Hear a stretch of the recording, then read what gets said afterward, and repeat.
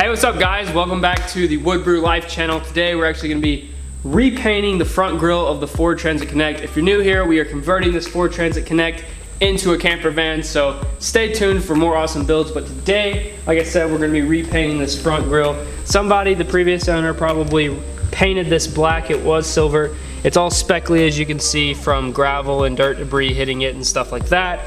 So today we're going to properly repaint it to where that hopefully doesn't happen again in the future.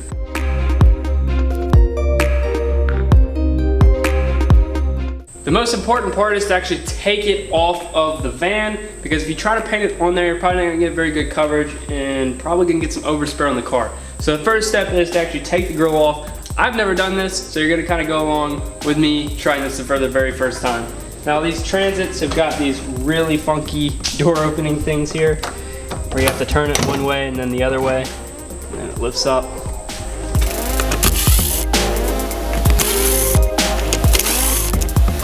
Change of plans already. I started taking this thing apart and found out that these plastic pieces are actually riveted to the front bumper itself, which means that they're going to be very difficult to get off and then very difficult to be able to put back on, especially without breaking something.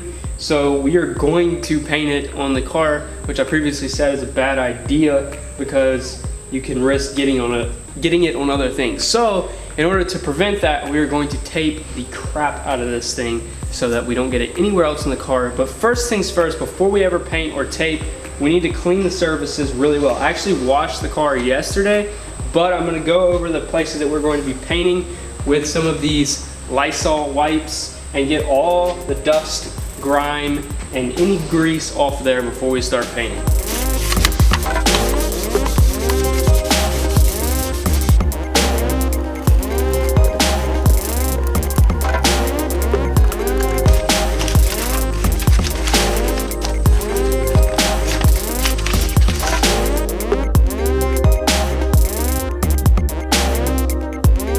So we got the car all taped up. I went ahead and put some of this painter's tape in pretty much all the places that I definitely don't want any paint, and then went ahead and put all of this newspaper on there. And I made sure to lap these to where this one is underneath this one and so forth, so that when you're spraying, you don't accidentally spray underneath them. That's very, very important that you do that.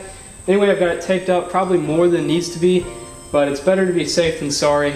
It's really bad feeling when you peel this stuff off and then you have little specks in your paint, which is definitely not what you want. So anyway, I got it taped off, got the logo taped off. Now we are going to use this product called Plasti Dip. This is actually a rubber coating, not sponsored by them or anything like that, but I've heard good and bad things about it. So before you use this, I would do your research.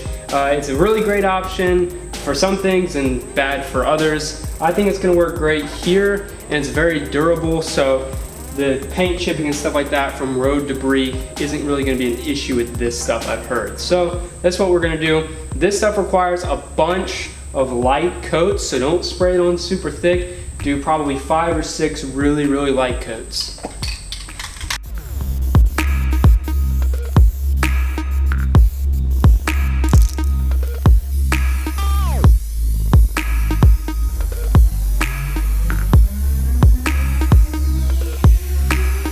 Here's a little bit of an update. So we've actually decided to go ahead and paint all of the trim on all of the car black, because as you know, a lot of those trim pieces fade over time, and ours is already faded. We've tried the trim restoring stuff, we've tried all those products, and they work, but they only work for so long, and then you have to do it again, and it's really annoying.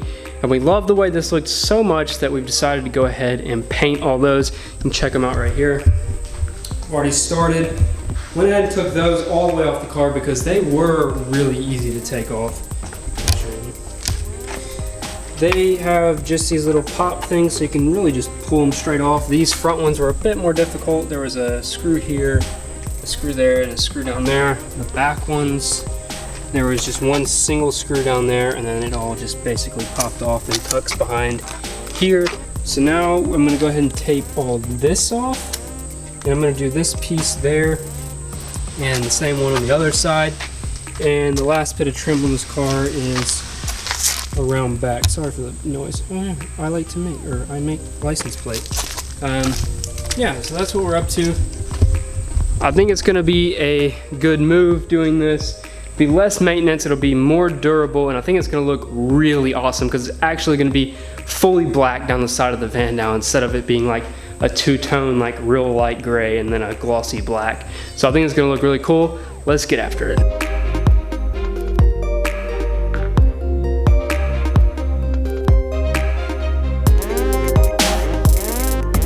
It has gotten late. I'm gonna go ahead and take off all of this tape, get a sneak peek of the front. I'm still working on all the sides and all of the fenders. The fenders need a couple more coats and the sides need a lot more coats. So yeah, I'm gonna be at this all night. After I do this, then I'll check back in with you tomorrow for the final product.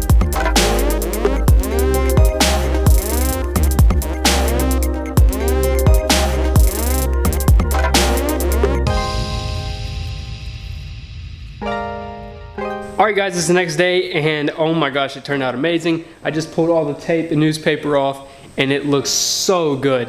Now there's a whole bunch of road noise and somebody's cutting the grass out there, so I'm not going to walk out there yet. I just want to let y'all know that if you are interested in building a van or something like that, I highly recommend you subscribe to this channel because we're about to have a very extensive build series of converting this van into the most awesome, amazing adventure van. You can check out the model right here. This is kind of what we're thinking about doing.